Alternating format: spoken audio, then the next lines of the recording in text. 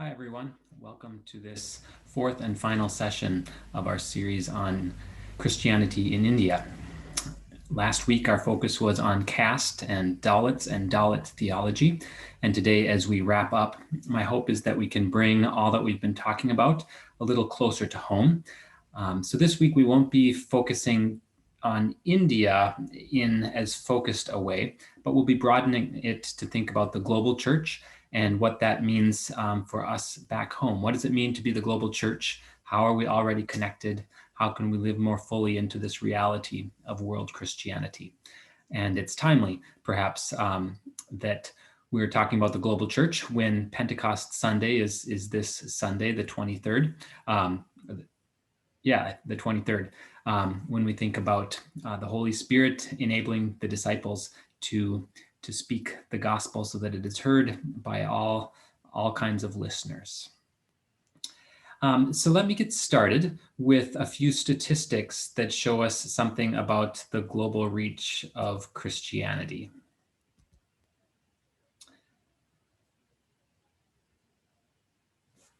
I've got a couple of charts from the Pew Center on Religion and Public Life, which is a great outfit for learning about getting statistics on all sorts of things.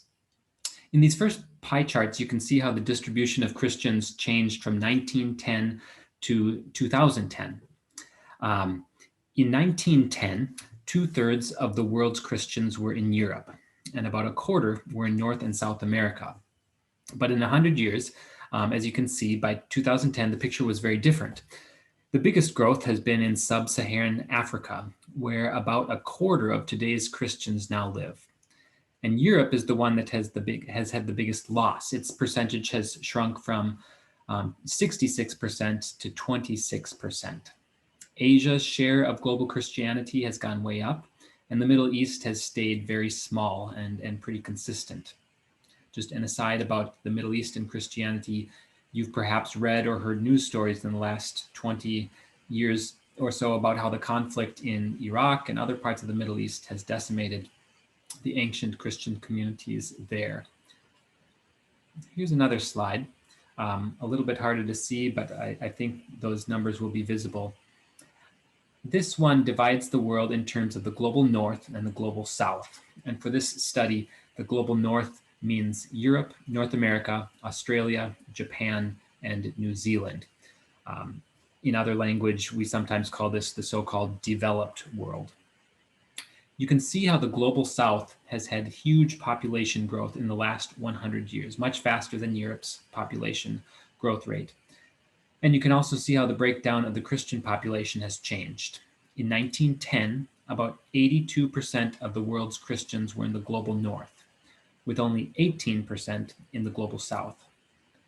In 2010, those numbers had switched. Only 39% of the world's Christians were in the global north, and 61% were in the global south. Now, I don't have figures for how this has changed in the past 10 years, but I would bet that the global south, and this includes India, today has an even greater percentage of the world's Christians. So those two charts, I hope, are helpful just to get a sense of the view from 30,000 feet up, or even more than 30,000 feet, especially as it shows the huge changes in terms of where the world's Christians are.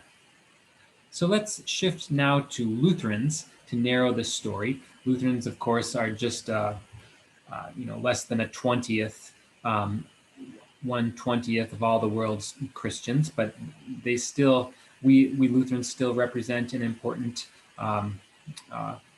piece on the quilt of global Christianity. The Lutheran World Federation is one way that we can think about Lutherans worldwide. This is an organization that was formed after World War II. It was formed in 1947, and it's based in Geneva, Switzerland. Today, it has about 77 million members who belong to 148 different member churches in 99 different countries. So some countries have several different member churches. For example, India has 12 different Lutheran church bodies that are members of Lutheran World Federation. Now, I should note that Lutheran World Federation, or LWF, includes most but not all Lutherans. For instance, in the US, the ELCA is the only Lutheran church body that I know of that is a member of the Lutheran World Federation. Missouri Synod, Wisconsin Synod, and other Lutheran church bodies in the US are not members of LWF. It's interesting to look at statistics for global Lutherans. The LWF reports that there has been a 2.5% growth rate from 2017 to 2019. As you might guess, most of the growth among global Lutheranism has not come in the global north, but in the global south. Now, I think it's really interesting to note that the largest church bodies are in not Europe or North America, but in Africa. The largest is in Ethiopia. The Mekane Jesus Church has 10.4 million members. The Evangelical Lutheran Church in Tanzania has 7.9 million members.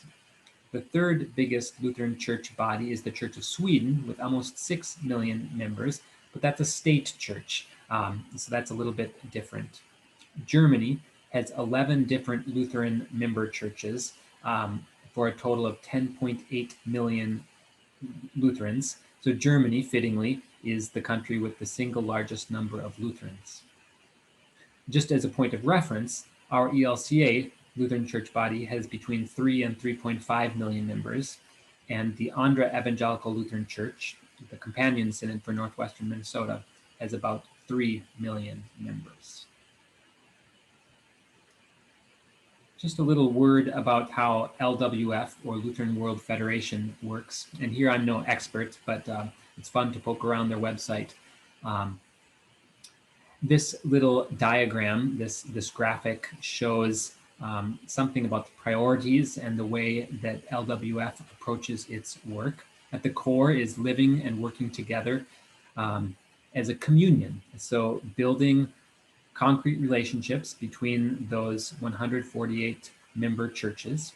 But beyond that, LWF is interested in broadening influence by supporting churches' presence and vibrant witness in their countries and their contexts. And that's presence and witness that isn't necessarily limited just to work within the church walls.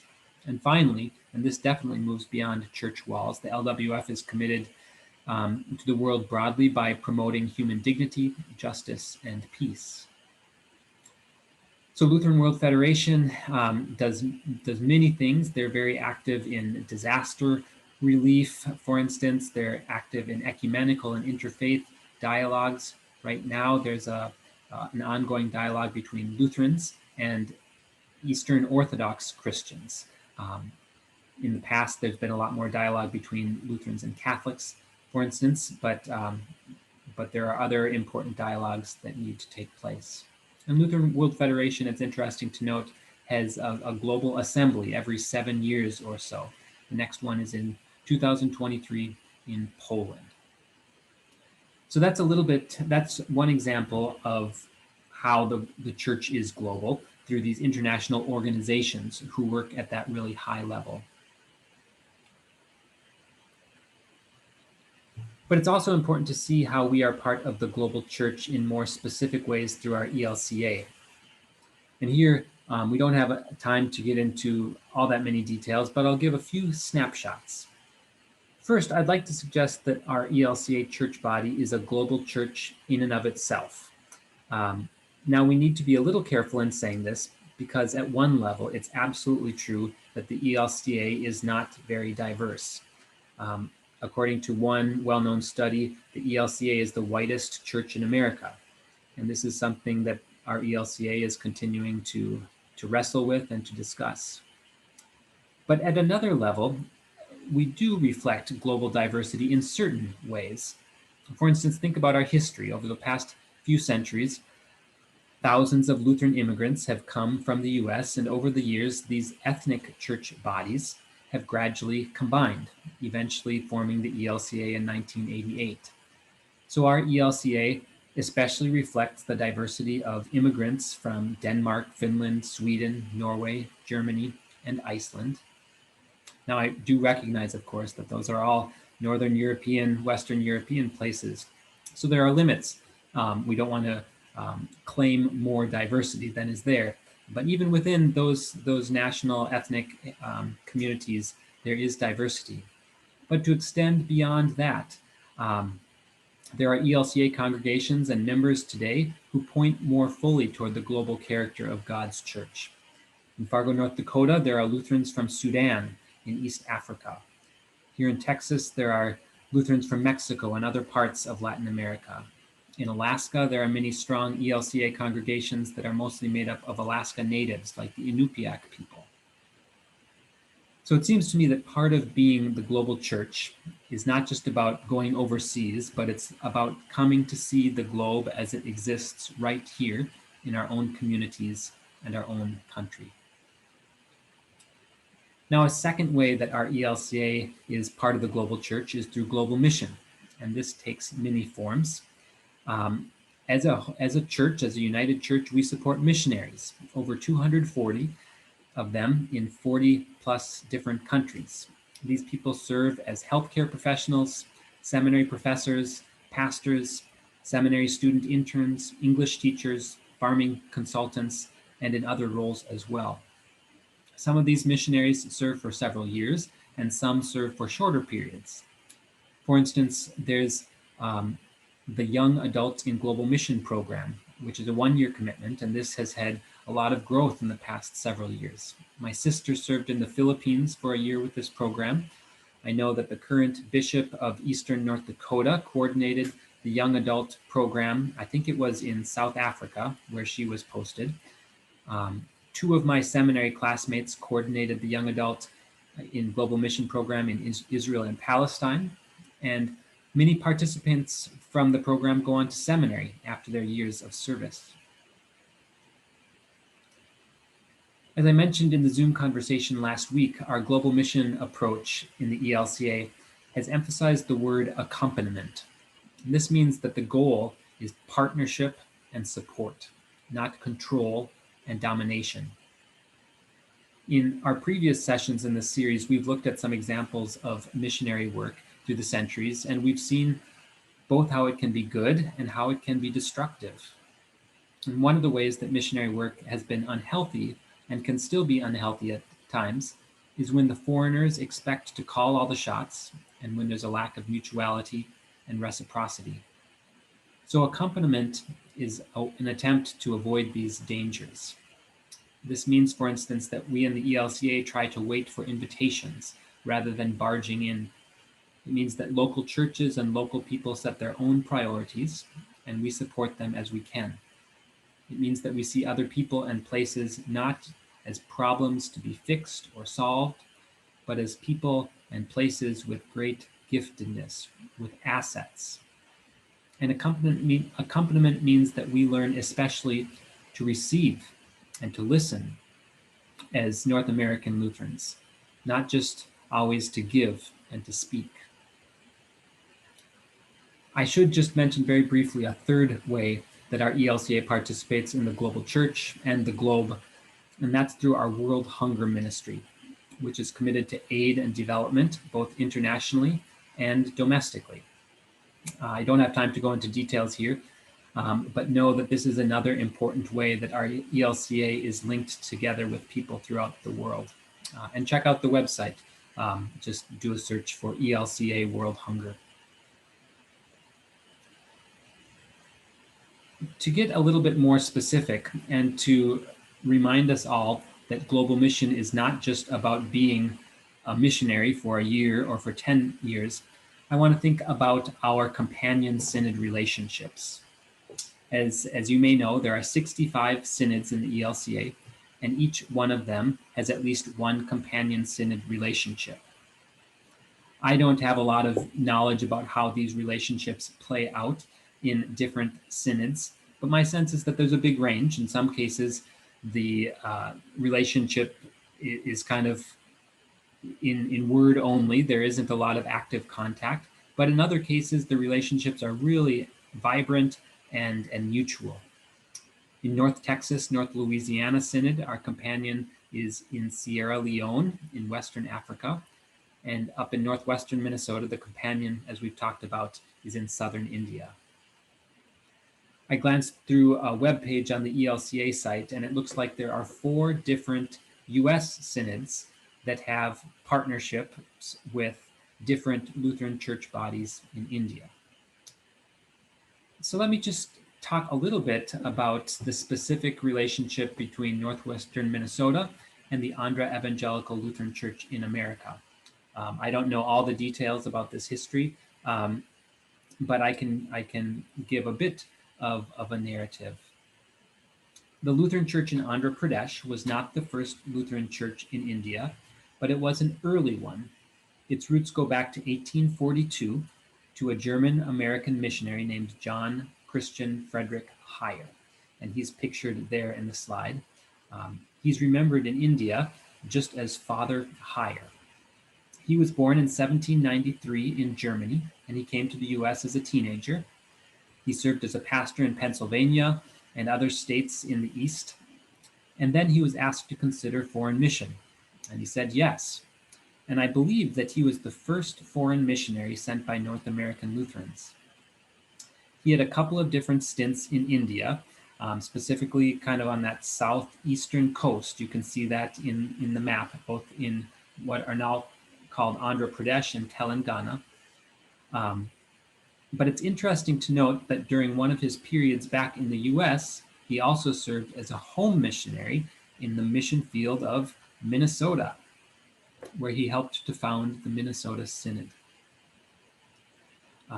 I've given just a few details before about the Andhra Evangelical Lutheran Church, the AELC, but just to remind you, it's the largest Lutheran church body in India, and it has been a member of the Lutheran World Federation since LWF was founded in 1947.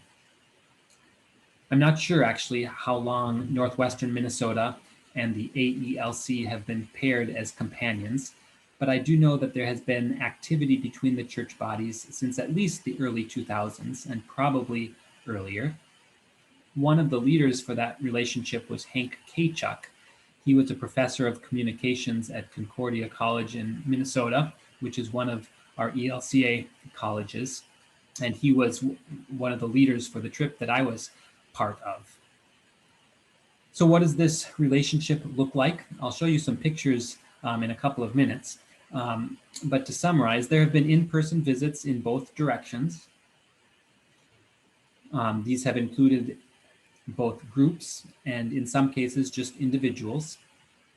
In my time in Minnesota, I think it was 2011, we were able to host a group of Indian Lutherans one fall. They came to a rostered leaders retreat at a lake resort in Minnesota, and then they toured the synod and had homestays. They gave church presentations. And in my congregation, the Bishop Sunil from India, preached and took part in Confirmation Sunday. As I mentioned last week, there was also a group of 19 of us from Minnesota who went to India in the fall of 2012. And this was a blessing and a learning experience for all who were involved. There's a picture here of one of the participants from Bemidji with some students at a school that we visited. One of the biggest things that I remember is how we were recipients of remarkable hospitality. In fact, that hospitality was sometimes so lavish that some of us felt uncomfortable with all the attention and honor and care. We received flower garlands on several occasions, and once we were literally showered with flower petals. We also had the privilege of seeing many social ministries that the church is engaged with, different schools, including a school for children who are blind. We saw a community for people who have leprosy, a job training center for women, a clinic, a retirement home for older single women who lack the safety net that is usually provided by an extended family. We also took part in lively worship services in different settings. Once we gathered by the seashore with a group of women. On another occasion, we were with young adults, and there we worked together on a quilt project where people from Minnesota and India wrote prayers on quilt squares that were stitched together so that our prayers could be joined. On another occasion, we took part in a service that I think had to do with installing new church leaders. A funny story about that, there were several Minnesota pastors on the trip, and we were all placed in front. I remember that the service was long, and at a certain point, somebody tapped on my shoulder and beckoned me back out of the sanctuary. And this was one of the Indian Lutherans who was inviting me for a little church service break, and gave me a cup of chai tea and a cookie, and that was a welcome break. I'll show just a couple more pictures. Here is that quilt that I mentioned with young adults and Minnesota participants painting and using markers to write prayers. Here's a picture that shows some of the garlands that we received, just beautiful and bright and welcoming. And here's a picture of Pata from India together with Elaine from Minnesota. Pata is one of the great champions of the relationship from the Indian side. His own family is very global, as his daughter lives in the US and his son is a theologian and a pastor who lives in the United Kingdom. I believe that he actually made it to Minnesota for a memorial service for Hank Kachuk, whom I mentioned earlier as one of the supporters of the companion relationship. And Hank died unexpectedly at too young an age, just a couple years ago. I like this picture because I think it points at accompaniment. Pata is helping Elaine to cross a road or to get on the bus, and this represents kind of the hand-in-hand, shoulder-to-shoulder work that I think global church life can be at its best. Just one more note about this partnership and this trip. When we 19 Minnesotans went to India in 2012, the East Coast, the Atlantic coast of the US had just been hit by, I think it was Hurricane Sandy, and it just battered New Jersey and the surrounding areas. And when we were in India, we received a gift of money from our fellow Indian Lutherans who wanted to show care and love to those in need. Usually we just think of money flowing in one direction in these relationships, west to east, rich to poor. But this was a powerful example of how much India has to give and how we in the US can and should learn to receive, and how real relationship is mutual.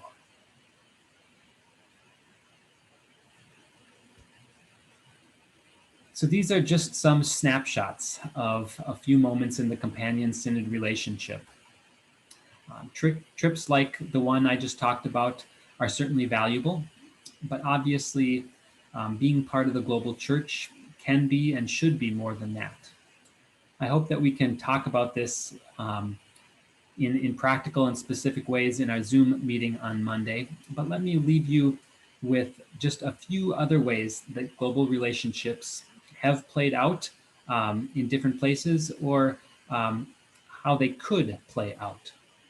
First, I think God calls us to pray for one another regularly and specifically. That means finding out what's going on in our companion synod areas. Second, I wonder how we could use tools like Zoom to have conversations between groups. Third, and of course, we can give money as we are able to support needs in our companion synod. And Northwestern Minnesota is doing this right now. And I'm sure that some of that money is going to support oxygen and other medical care needs during this time of COVID in India. Fourth, I wonder what the possibilities are for pulpit swaps. I've heard about this in some places, with Indian and North American pastors switching places for a few weeks. So we would have chances to hear the preached word come from Indian pastors. Fifth, we can incorporate music from our partner churches. Our hymnals in church already represent many, many different places in the world, and this is a great way to have the musical gifts of different places bless Christians from across the globe. Finally, and perhaps most importantly, I think we can learn to see our local congregations and communities in a new way. So here what I mean is that learning about the global church should not turn us away from the local. The point isn't that we all uproot and become foreign missionaries. The point isn't that we just read all of India's news and forget reading about our own news. Instead, global relationships and exchanges and exposure, these things should help us see our home communities more clearly and to see how we are connected in all sorts of ways. So, for example, as we look at Waco and Bemidji and other parts of the world, are there people among us who are like India's Dalits? How can we come alongside them? And for a second example, as we look at our own towns and cities and rural areas, are there ways that we need to translate the gospel in new and creative ways, just as many Indian Lutherans do so well and so committedly for their non-Christian neighbors? How can we go about the work of translating the gospel in our own places? Well, as always, there's much more we could discuss, but I'll wrap things up at this point. I hope that this series has helped you learn about one part of God's global church, that being India. And I also hope that this time encourages you to envision and celebrate the vastness of God's creation and love. I look forward to seeing you at the Zoom conversation on Monday evening. God's peace to all of you.